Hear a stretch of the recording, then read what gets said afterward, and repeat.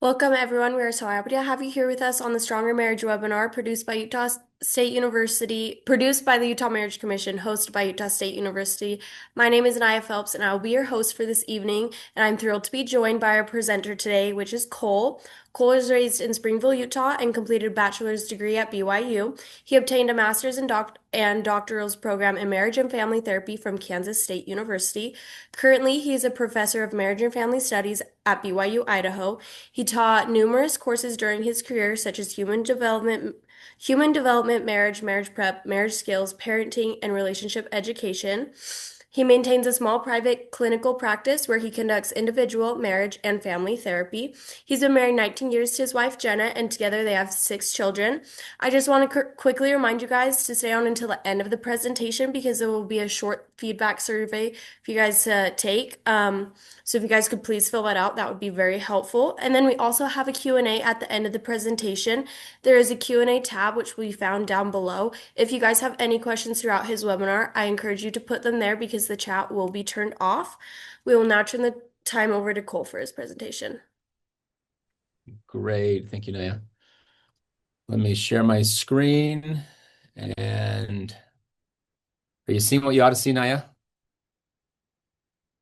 Yes, that looks good. Great. Awesome. Thank you. Okay. Well, welcome. I am happy to be here to share some things that I've learned about trying to get out of roommate syndrome. Let me give you just a little brief background on how this kind of this model I'm going to share with you came to be.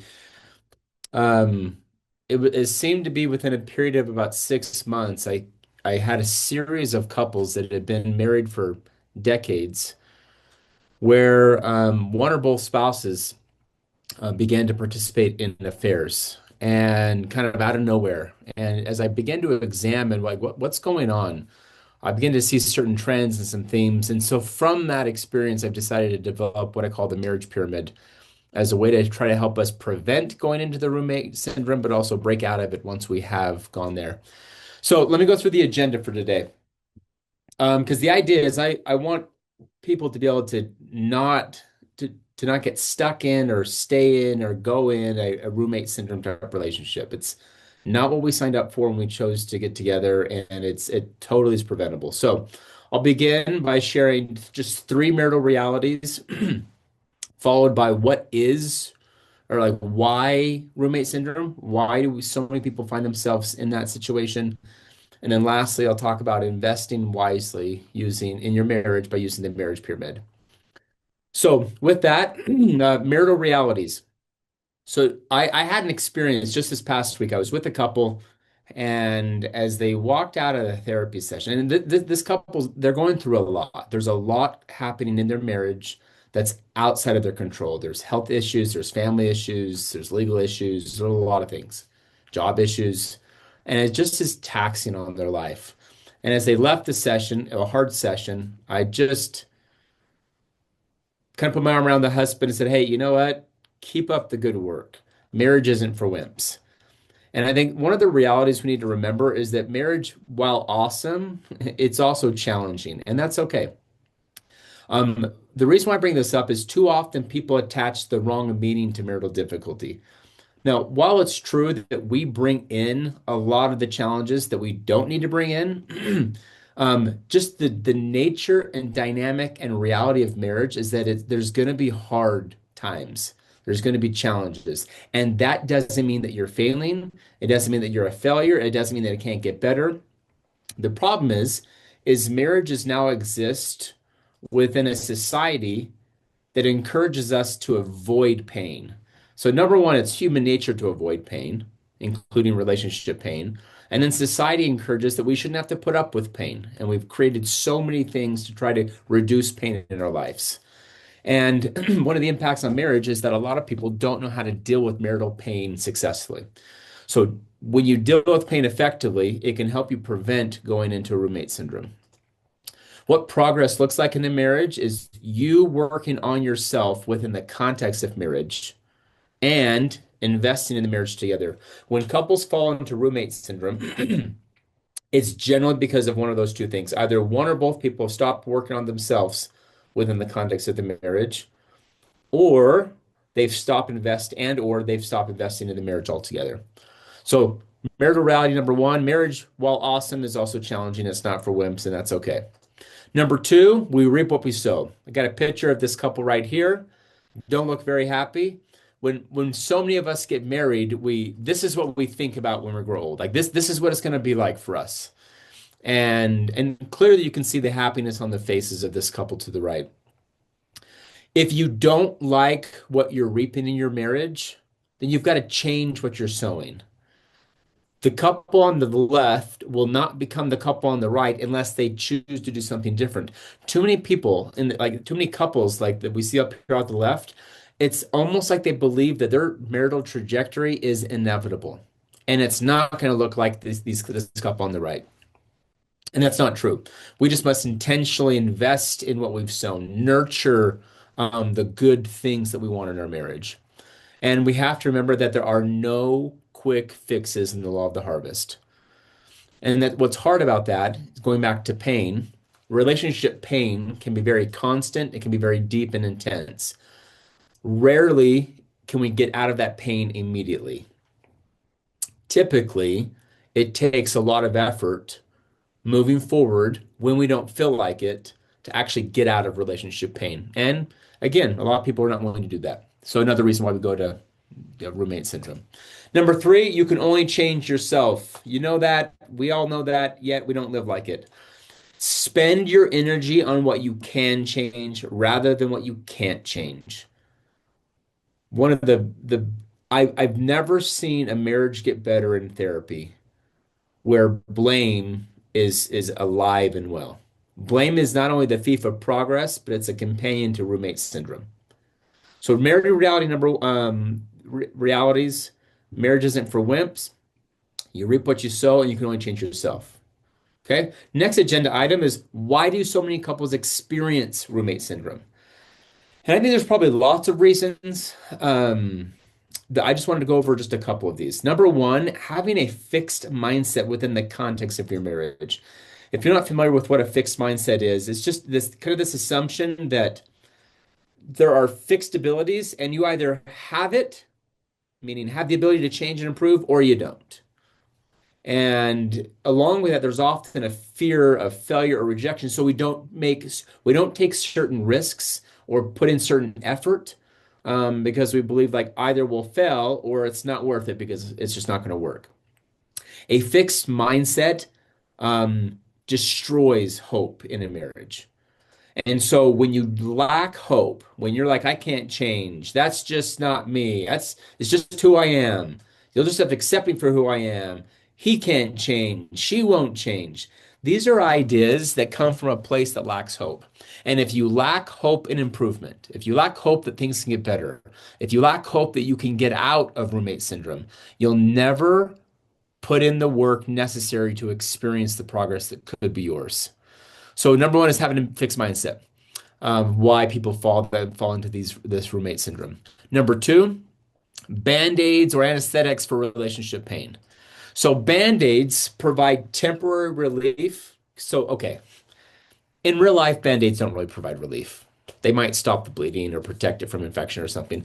But if you notice when you put on a band-aid on a child's knee, they scrape their knee. You put on a band-aid, even if there's no blood, it seems to fix it. That's kind of how we function in marriage. We find certain things that help us feel good in the moment, but don't help. They numb us or they distract us from the relationship pain of the moment, but they actually don't make things any better. And oftentimes they make things worse. What's dangerous is these relationship band-aids are normalized in contemporary society. It becomes normal. And many of us do these things out of habit. I'll put a list here of some of these common band-aids. They're not inherently wrong, but when we use them as a way to escape our relationship pain, instead of working in our relationship, it gets very problematic. Food. We escape to food. Sex. That can be in or out of the marriage. Spending. And sex is great in marriage. It's designed to be. However, when, for example, you just use the marriage for sex, that's what I'm referring to, or you're seeking sex outside of the marriage. Spending money. online shopping, kids, just throwing your life into your children's lives, hobbies, gaming, social media, work, alcohol, drugs, serving in the community. So these things are not necessarily bad, but when we find that when you experience relationship pain and you don't like it, you have a decision to make. You can either move towards the pain and try to make adjustments in your life on things you can control to make things better, or you can do what feels good in the moment and escape. One of the biggest band-aids that I'm inclined to use when I'm having a difficult time is sports. I'll just escape into sports. And although it feels good and I enjoy it, and there's nothing wrong with sports, the truth is when I use it as a band-aid, when I use it as a way to not take accountability or responsibility in my marriage, that's when it can become problematic. So relationship band-aids are not helpful. Number three, the last reason why I think I'll mention of why couples find themselves into a roommate syndrome is they give up after attempting a quick fix. Again, we've been kind of conditioned in our society that we shouldn't have to experience pain very long, and we should experience pleasure shortly thereafter. We should find ways to get rid of the pain. And so we might try something simple and then we kind of give up. I'm taking this metaphor from Bill Doherty in his book, Take Back Your Marriage. He talks about the Mississippi River. And I apologize, it's not updated. It's in my picture, it's still the Gulf of Mexico. Hopefully that's okay. But imagine, if you will, in your starting your marriage is kind of like getting on a canoe up in the Twin Cities by Minneapolis. And you get on a canoe and it's amazing. You're basking in the moonlight. It's lush, it's green, and you are so excited to be married. And so often when that takes place, we forget that if we don't paddle, we'll just go downstream. It's inevitable. There's no way around it. The current will take you downstream, just like in marriage. If you don't do anything, if you don't invest in your relationship, you can't expect to stay up north in the Twin Cities. Like it just doesn't work that way. Just the natural marital atrophy, or you might call it marital gravity, marital quality kind of goes down by default because of just the life we experience, unless we choose to do something different. So if we take this metaphor, as you're drifting, you're once you hit Iowa, you're like, you know what? It's not Minnesota, but it's still lush. It's still kind of the upper Midwest. We're still content. And then if you still don't course correct at that point, before you know it, you're in St. Louis and you're now blaming your husband or blaming your wife. You're not paddling the right way. You're not doing it right. And let me show you how to do it. And there's more bickering over how you're paddling than actually working together to paddle upstream. If you don't course correct at that point, you pass Memphis, and before you know it, you're into the Gulf of America, Missouri, Mexico, whatever you want to call it. And the problem is at that point, people definitely want a fix. They want a quick fix. Some people just want to jump out of the boat. And this is my weak attempt of using AI to create an image. You still have to get better on use my prompts. But image number one of a guy jumping out of the boat. Now, here's the thing. If you jump out of the boat, you might distance yourself from your partner, but you don't get rid of the pain. You might immediately feel some relief because it's a new environment, like you're in the river rather than in the boat. So there might be some immediate relief, but the problem is you actually don't leave the pain. You've become something by allowing you and your relationship to drift down south. A lot of people at that point would just like to instantaneously go back up north, but there is no way to do that. The only way to get back upstream is to work together as a team to paddle. Now, that might seem like it's too much, just can't do it. Um, but the reality is that you can do it, but you can't do it alone. And so you work together as a team to paddle upstream, and you can make a huge difference. And just think about this. What would be the quality of your relationship if it did happen to drift down, but you worked as a team to go all the way back up north. Your ability to function at a high level as a husband and as a wife and as a team would be significant. So, one of the things that this brings up is the process of change. The process of change takes time. So, and it's not steady. It's not like a steady. It's not like we're putting a motor on our canoe and just driving consistently upstream. It looks more like this. We like progress to just be immediate. But this right here is a diagram I draw for a lot of my couples. They come into therapy. Initially, it feels great, and then it goes down and up and down. We have to be patient with the process of change. I love that this research study was done by a friend of mine and his colleagues, Jared Anderson. They examined marital quality over the course of 50 years for couples who stayed married. Okay, so this is not those who got a divorce, but for all those who stayed married. If you look at this, you only see one group, which is actually less than 4% of the people who stayed married, who were actually truly miserable that long into a marriage.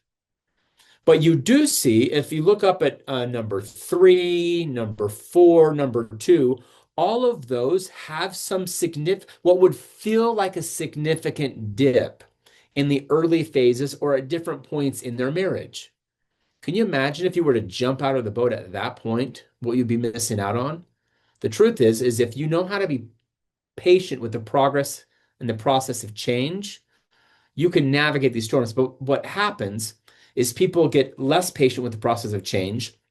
They move into a place where they lack hope and they begin to give up and they develop a fixed mindset. Things aren't going to get better. And they just kind of grin and bear it.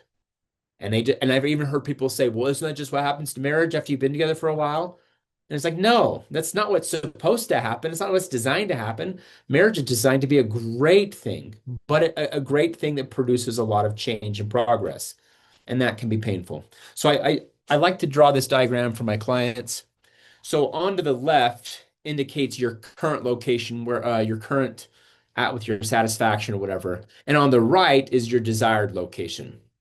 Now, you or your partner, let's just say your spouse might work very hard. They might work their tail off to make progress, and they're feeling pretty good, and they make it all the way to here.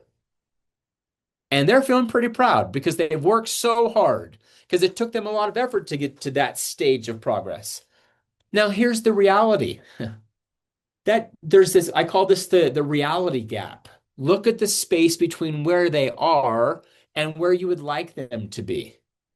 And the truth is this right here hurts.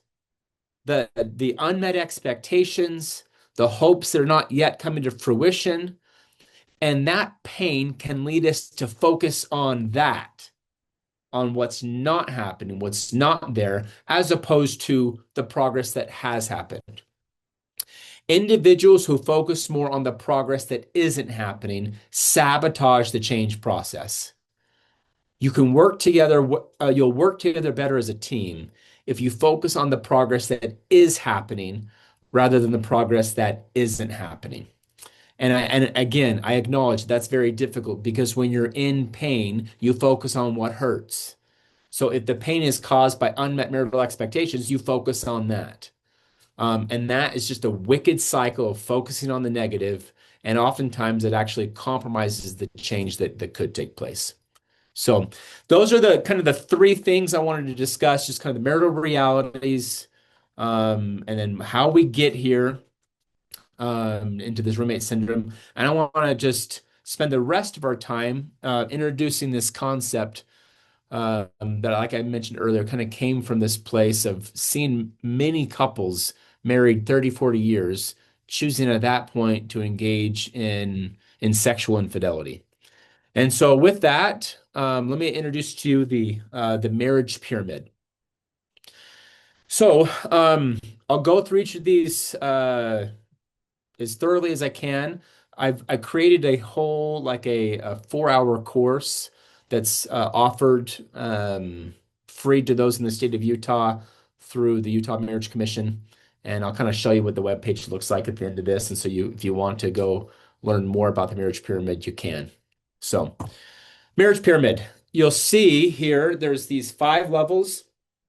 You've got commitment at the bottom, followed by partnership, then friendship, emotional intimacy, and then what I call marital excitement. A couple of things.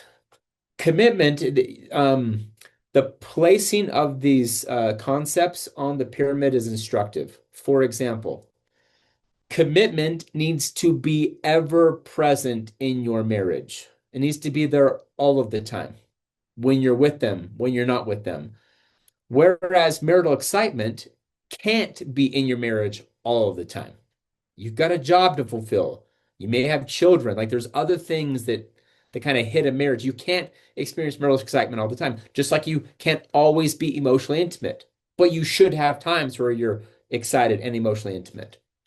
Um, so they kind of gear towards that way where you need commitment all the time, and it's not necessarily more important. It just needs to be ever present.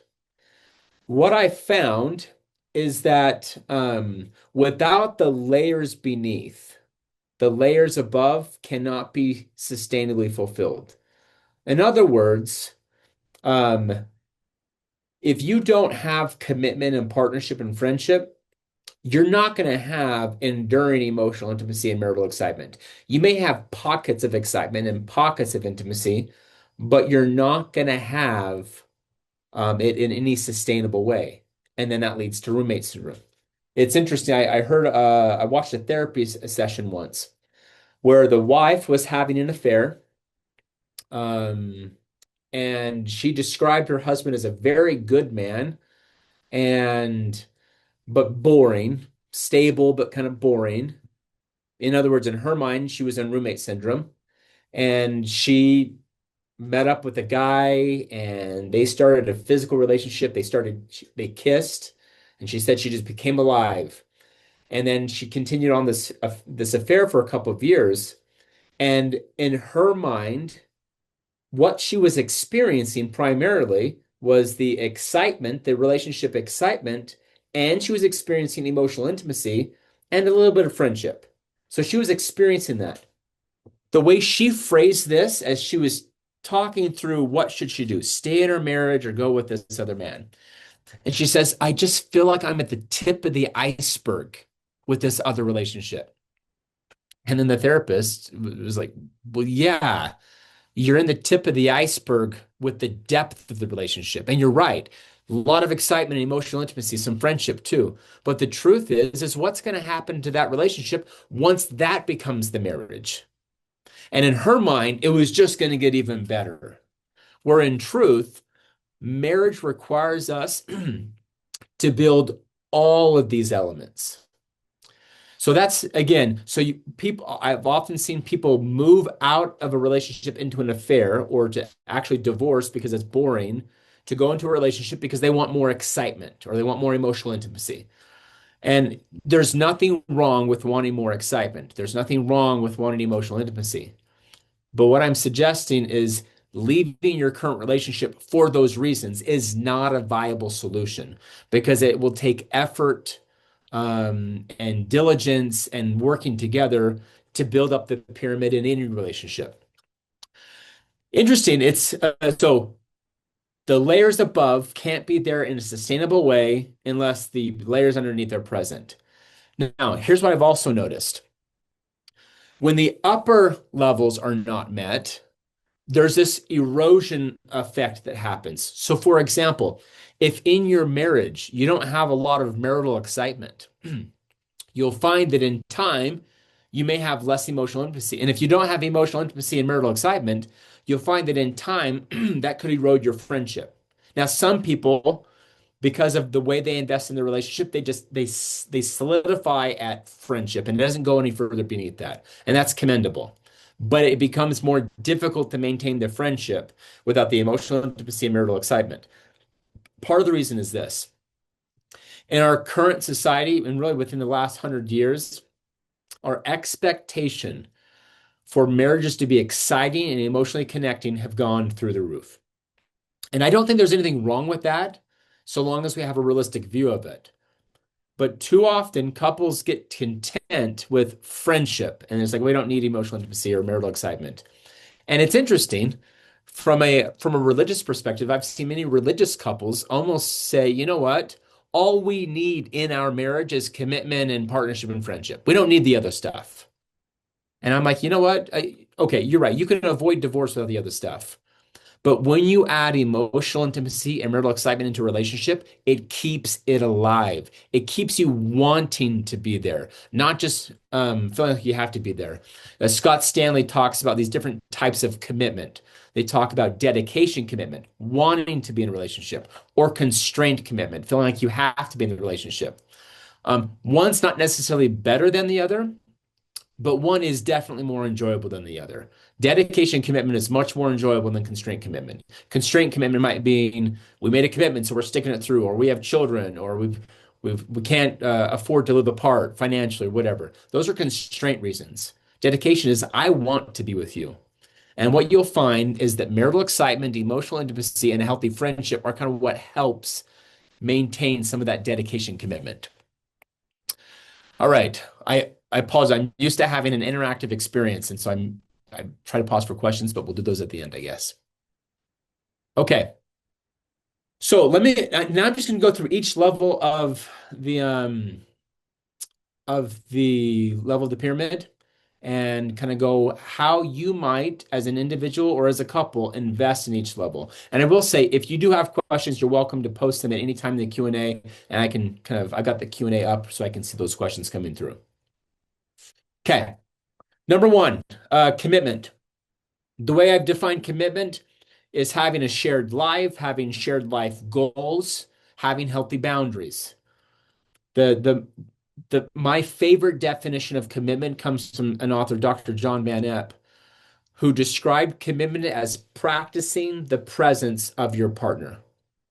Do you act like you're committed when you're not around each other? Like if your spouse could see what you're doing, how you're talking, what you're thinking, would you make those same decisions? Too many of us, we live this life where we kind of grow up and we're committed to different things, but we're really committed to ourselves. And then we go into a marriage and we realize that there's a lot of individual things that we do that actually might not be helpful for a relationship. And when we transition to marriage, we need to find ways to filter some of those things out. I'll give you an example of this. I did therapy with a couple many years ago. They were a younger couple and they were students, living poor, had a couple little kids, life was stressful, and the wife loved fruit snacks. And she didn't think they had any, but she was looking through the cupboard or the pantry or whatever, and we were looking behind, she was looking for something else. But then she saw this package of fruit snacks. And she was like, oh my gosh, I can't wait to eat these. And would there have been anything wrong with eating the fruit snacks? No, no, there's nothing wrong. She probably deserved it, right? But then she had this thought. She's like, you know what? I love fruit snacks, but my husband really loves fruit snacks. And so what she decided to do is, you know what? I am going to take these out and save them for him. Now, small thing, not a big deal. Would he have known that if she had eaten them, he would have known. It would have been a big deal. But that was an investment in her commitment to him. Again, small deal, but that was an investment for her in keeping practicing the presence of her partner. Likewise, for him or for someone else who's maybe working outside of the home, what do your conversations look like with other people? How do you spend your time when you're away? And it's not like we want our partners to micromanage us. We just want to know that we have integrity in our commitment to be married. And that should be represented by practicing the presence of your partner.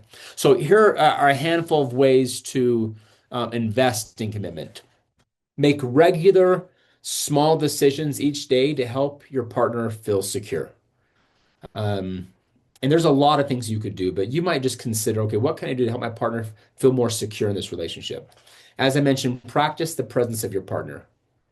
So I'll give you one that's one place I'm tempted to not practice the presence of my partner. So what I do is I go to work at BYU Idaho, and then after work, I'll do a couple hours of therapy. I do that, 4 nights a week. I don't do therapy on Fridays, but 4 nights a week, I'm doing a little bit of therapy after work. And that time, like the hardest time of the day for my wife, is basically between the time the kids get home, 4 o'clock ish, to the time that we're kind of done with dinner. So I'm already gone for a lot of that time. But like I said, I love sports. And so if after a therapy session, or if I don't have therapy, if after I'm done with my university job, if I then spend 20 minutes just checking scores or looking at sports stuff, looking at sports stuff isn't bad, but that 20 minutes is part of those 20 minutes are some of the most stressful of my wife's day. If I if I was thinking about her, I wouldn't do that. If I was practicing the presence of my partner, if I was home, I wouldn't be doing that. And so that's just another example.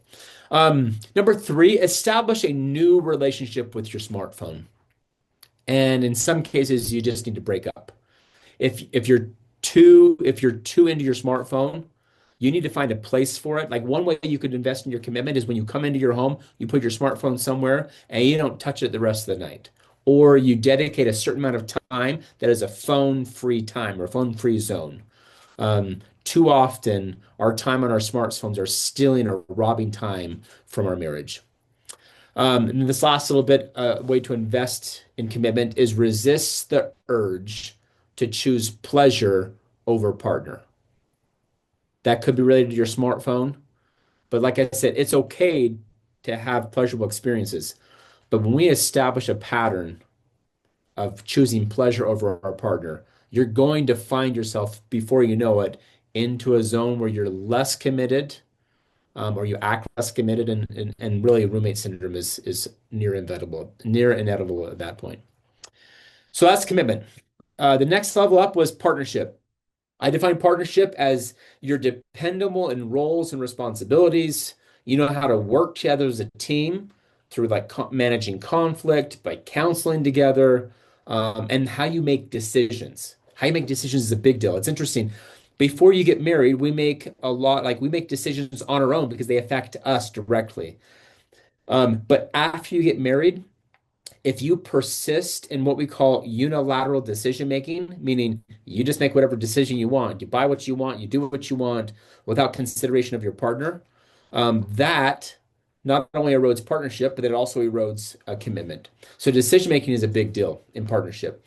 So how can you invest in greater partnership? Make regular decisions to help your partner feel that they are a competent partner. Um, this can happen in a variety of ways. Let me give you one example.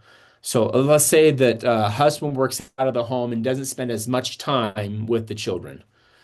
The wife, if she spends more time with the children than he does, could, by the way she approaches things, by what she says or what she does, could send the message that he is an incompetent parent, which means he's an incompetent partner. And so avoiding things like that. Just assess, what is your language like with your partner? What are your decisions like? Are there any messages you send or anything that you do that send the message that you are not a very good partner? In addition, assess the workload in the family and make adjustments as necessary. We're coming out of a very kind of traditional perspective, where men go to work, women stay home, and what I've seen in many cultures is men go to work and women do everything else. And I think we've gotten to the point where there's an adjustment that really needs to take place in many situations where a wife or a husband, if those roles are reversed, don't feel appreciated. The division of labor is not fair, and so assessing that and seeing where you can make adjustments. Number three, practice greater respect. Respect is not necessarily measured in whether or not you agree. It's measured in how you treat each other when you disagree. And lastly, minimize assumptions. We create a lot of assumptions. I had a professor in college that said, in context of therapy, when in doubt, shout it out. So if you're not sure about something, don't fill in the gaps of your knowledge with assumptions, which are often negative in a marriage.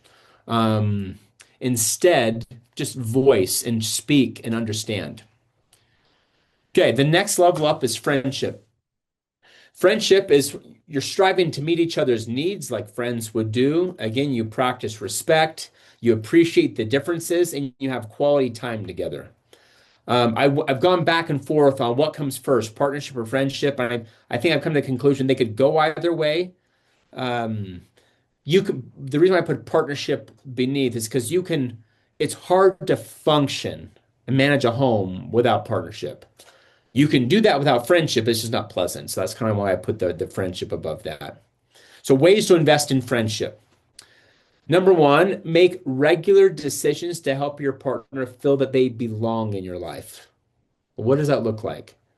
Well, as I mentioned on the previous slide, go out of your way to spend time with them. Act interested in their lives. That includes on the third bullet point, talk as friends daily. There's a great app that's free. It's called the Gottman Card Decks. And in that app, you've got a lot of questions that you can just use to discuss. And we literally have no excuse anymore. You go pull up ChatGPT and say, what are some questions I could use to discuss with my wife to build our friendship? Or discuss with my husband and or Pinterest or whatever. Like we have no excuse anymore. We don't know what to talk about. Well, if you don't have the creativity to come up with your own things, there's a plethora of things out there. So make the effort to talk as friends daily. There's so many things we could do there. I'll circle back to the one above it in just a moment. Be watchful of negative thinking concerning your spouse. So much of marriage happens between the ears. You know, one author said that we're married to two people, the one we go to bed with at night, and then the one we've created in our head. And oftentimes, the image we've created in our head is not only not accurate, but in a marriage, it's negative. And we interact more with that person than the one in real life. So just be careful and pay attention to the tone about your partner in your head. And realize that if it's negative thinking, a lot of that may have more to do with you than with them. And then the last one there before I go to the second one is praise more than you criticize, especially when your criticism feels justified. And honestly, let's be honest. If we're criticizing our spouse, obviously we feel that it's justified. Many cases is actually not. Most cases is actually not helpful. And I guess that's a conversation for another time about why that is. But criticism and complaining just isn't helpful in a marriage. Feedback is, but it's very different than criticism and complaining. Um, I want you to think about your partner.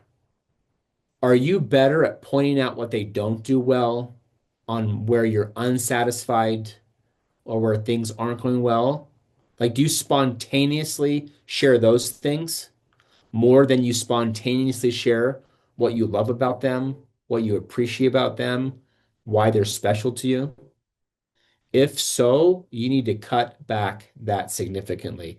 The old ratio, according to the research, is 5 to 1. We should have at the very least five positives to one negative, if the negative is necessary. So the last one I'll talk about is the second one on the list, where it's attaching healthy meanings to behavior. So much of life is not what actually happens. It's the meaning we attach to what happens. So, for example, if in your life, let's say that your husband or your wife, let's say that they don't pick up after themselves, or they don't do the dishes, or something small like that. They leave their socks laying around, whatever. We'll say that they leave their socks laying around. You've told them you don't like that. You've asked them to change. You've even been nice about it. What happens is if you don't see improvement, the natural thing is to begin to attach an exaggerated meaning to that. And this can kill your friendship. When you start to say things, well, if you really loved me, you would dot dot dot. If you really respected me, dot dot dot dot. Well, here's the thing. Maybe your spouse has spent 30 years building a habit of leaving his or her socks around, and it's not going to change in a night. I know to you it seems so easy. For them, it's a habit and it's not helpful. But as soon as you attach the idea that, oh, if you really loved me, you would dot dot dot, then every time they make that mistake, you've made it about love when it's actually not about love. It's about their imperfection. And again, that's not to say that you can't help them, you can't give them feedback, but don't attach that exaggerated meaning to things. That's very, very dangerous. Or if you respected me, or let's stick with the love one.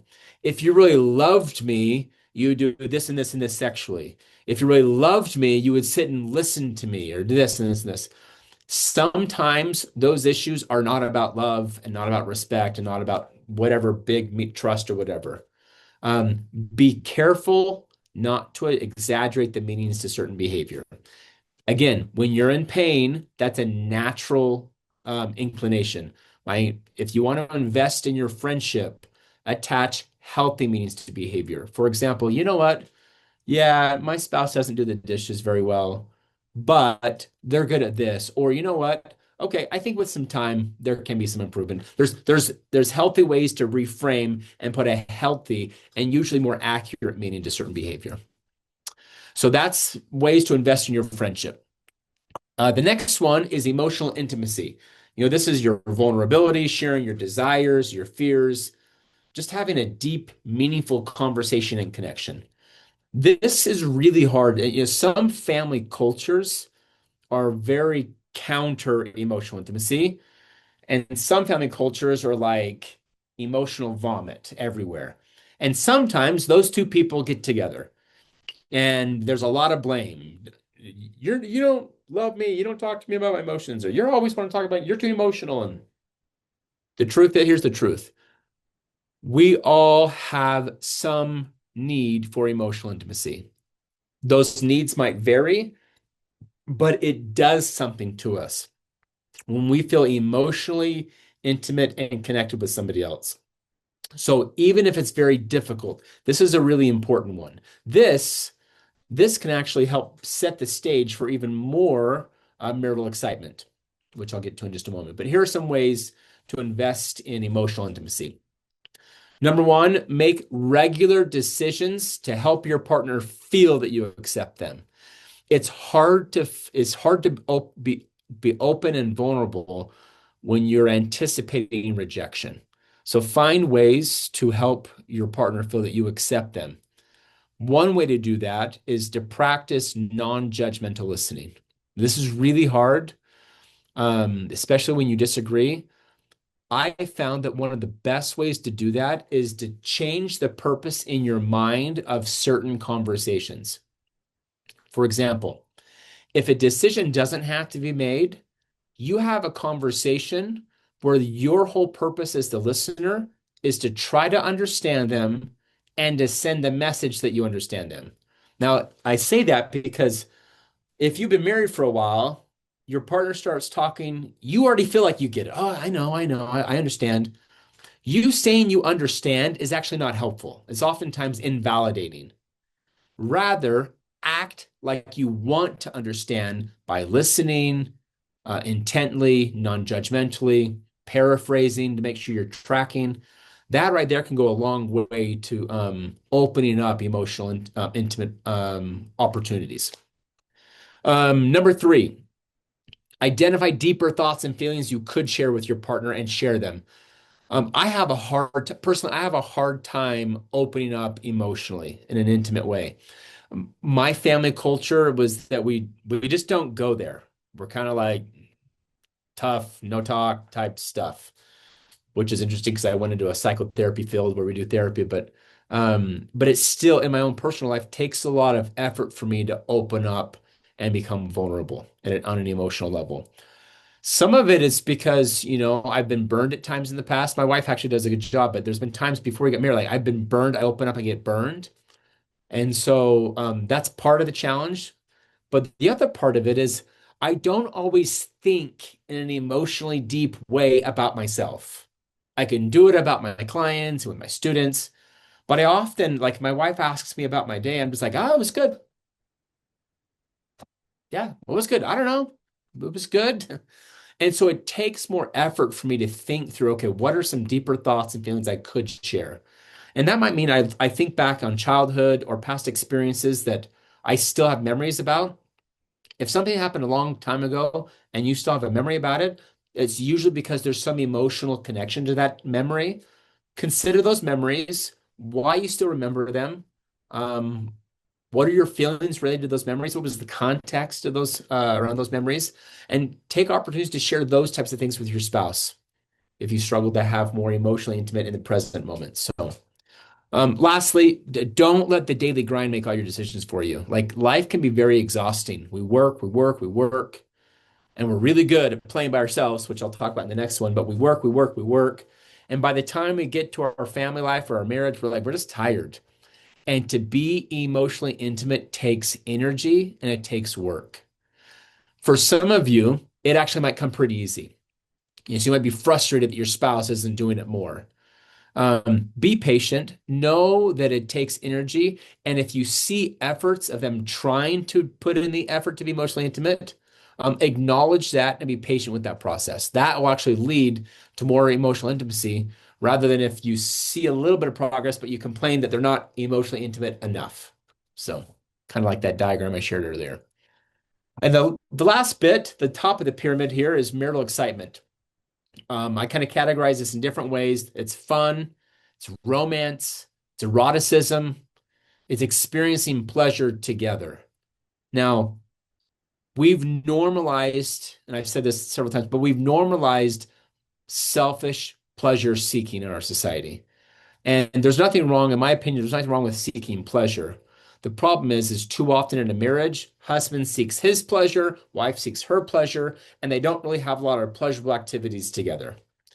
And that means that they lack marital excitement. So let me talk just briefly about how can you invest in marital excitement? Well, number one, this is in no particular order, but engage regularly in sexual touch and non-sexual touch.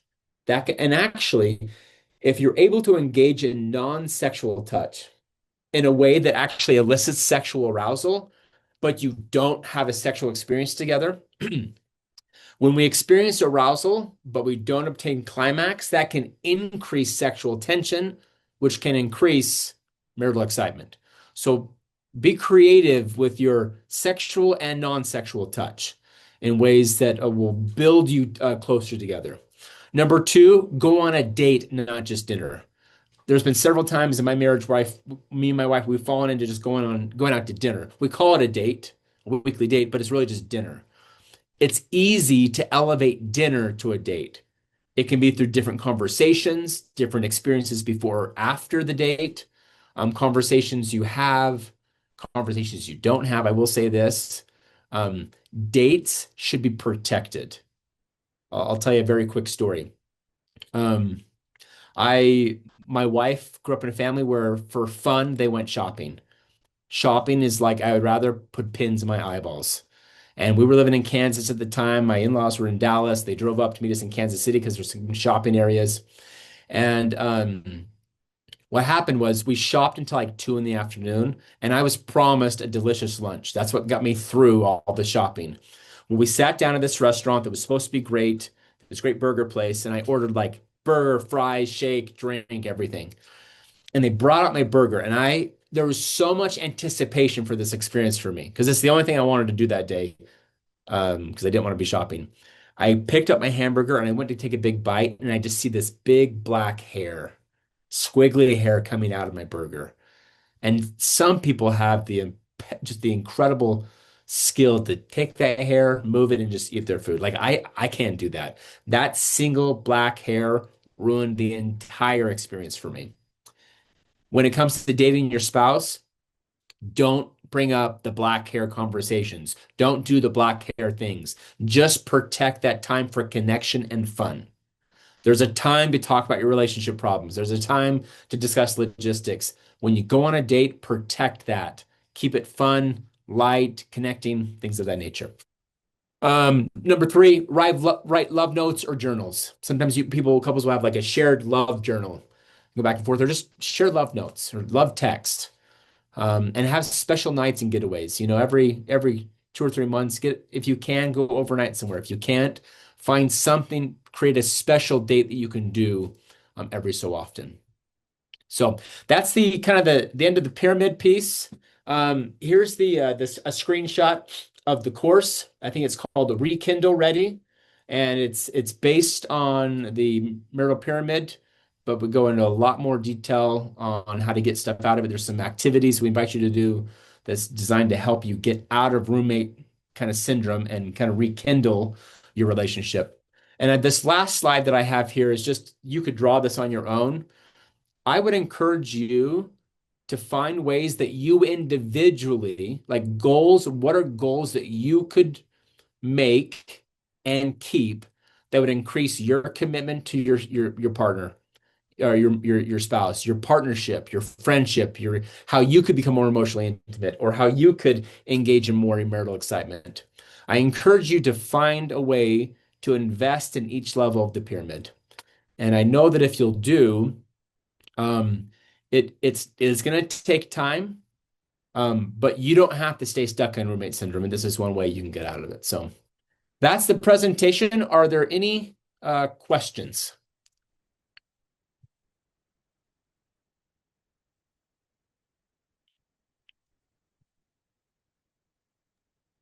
All right. Thank you so much, Cole, for that presentation. And then, like Cole said, we're going to start the Q&A. I'm going to leave that open for a little bit. So if anybody has any questions, I would put them in now. Because if there are no questions, we will be done for the rest of the day. But we'll give you guys a few more minutes to drop any questions in if you have any.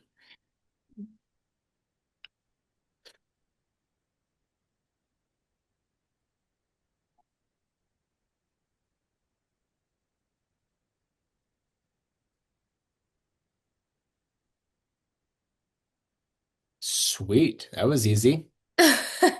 Okay. If there's no more questions, we will be done for the day. Just a reminder that there is a short survey for you guys to fill out. If you guys could fill that out so we could get some feedback. And then thank you so much, Cole, for coming today. And thank you for everybody for joining and listening. Um, oh, great job, Cole. Okay. Okay, we will be done for the day. So thanks again, Cole, and thank you everybody, and I hope everybody has a great night. Awesome. Thank you. Take care, guys. Oh, let's see, there is one. Is there a way to access the slides? This will be posted on the Utah Marriage Commission website, so you will be able to go back and watch this webinar if you want to view it again. So, okay, we'll give it a few more Yeah, seconds. that's fine.